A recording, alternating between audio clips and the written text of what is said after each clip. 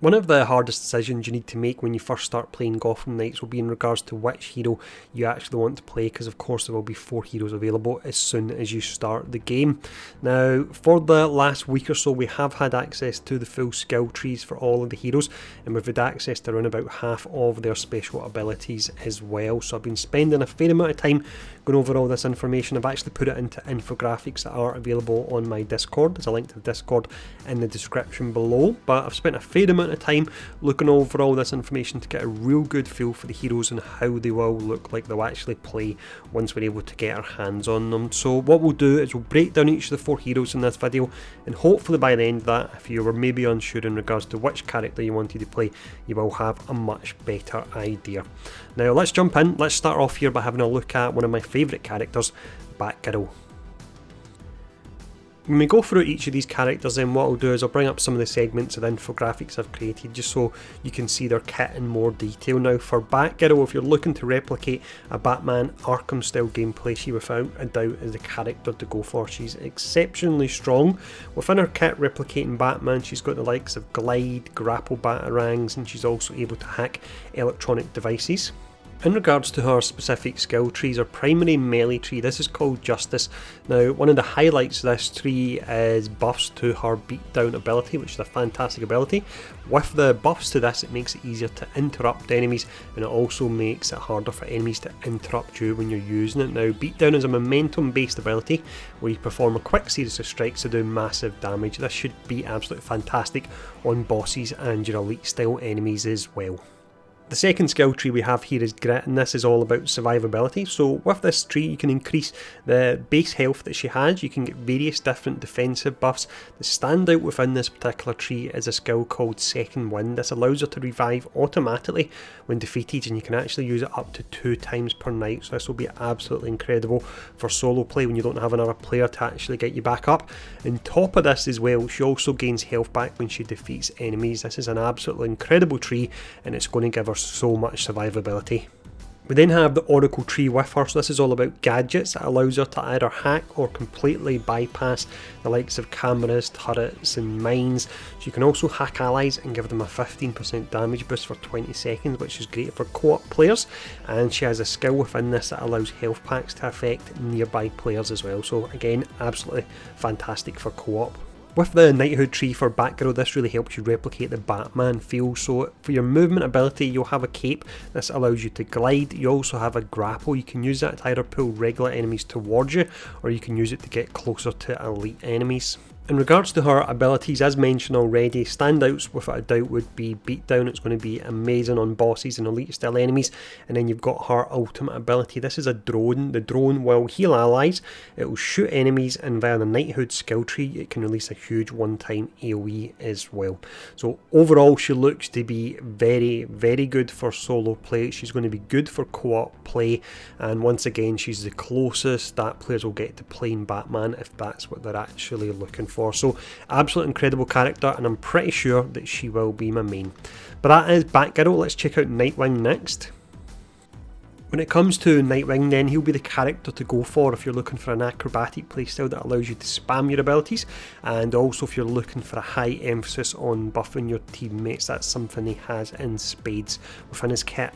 The first skill tree we look at for him is primarily his melee based one. This is called Raptor, so this offers a mix of acrobatic and team based skills. You've got trampoline and aerial pounce. They allow you to bounce off enemies like a ping pong ball, which looks like to be a lot of fun. You also have the ability to mark enemies so they take additional damage from all sources, so that will include damage from allies as well. For his Acrobat tree, this contains numerous buffs to momentum, which is used to activate your momentum abilities. Now, within this tree you have skills that increase your momentum gain, as well as a pretty awesome one that actually gives you access to an additional momentum bar. I believe characters have 3 momentum bars. This will pull it up to 4 for Nightwing, so with this you can store more momentum so you can fire off more abilities when you need them. His third skill tree is all about buffing his allies, so in co-op he increases his allies' defense and resistance by 10%, and depending on the ally he actually offers specific buffs that complement the playstyle of that particular allies, so that's awesome to see.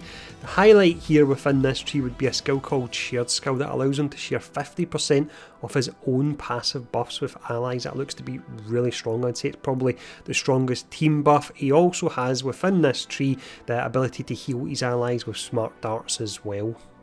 With the knighthood tree, this will give him access to his glider for traversal. On top of having the glider, he can actually bounce off walls as well. So again, he's incredibly acrobatic. He has numerous buffs to his ultimate skill, which is called Nest within this tree. So you can, for example, reduce the cooldown on it, you can increase the area of effect, and you can increase the healing and damage it does.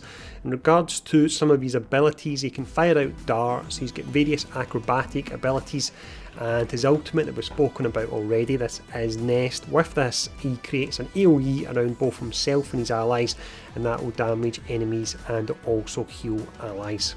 So that is Nightwing then. You'll be looking to play him if you're looking for an acrobatic style character or one that has a strong emphasis on buffing your teammates. Now the next character we look at, this will be Red Hood.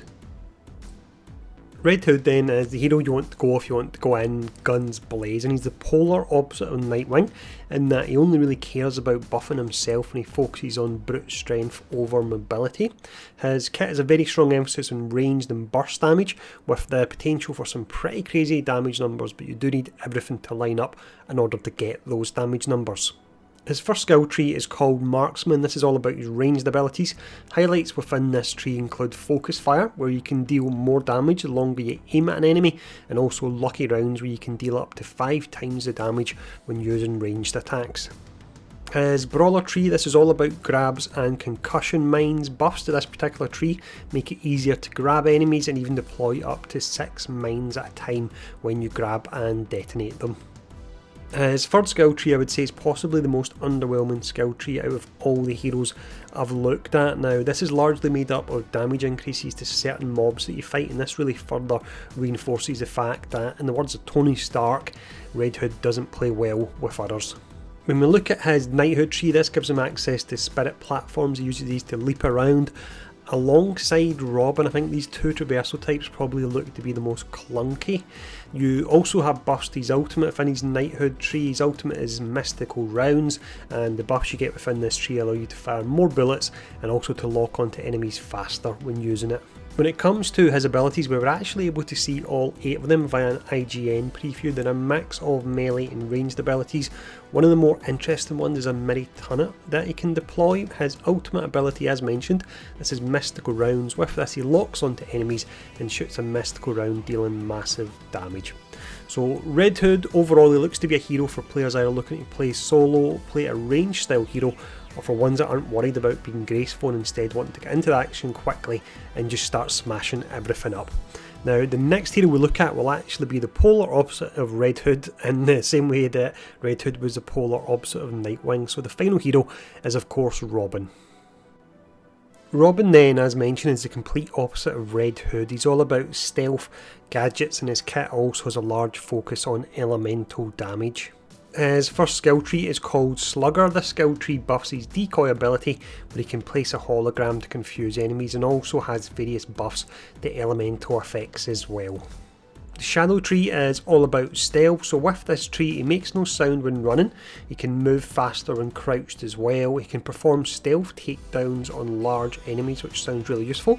It's harder for enemies to spot him, and finally he has access to a skill called Vantage Takedown, very similar to the Batman Arkham style games, where he can perform a takedown from a vantage point and then suspend the enemy from it, so that sounds pretty amazing.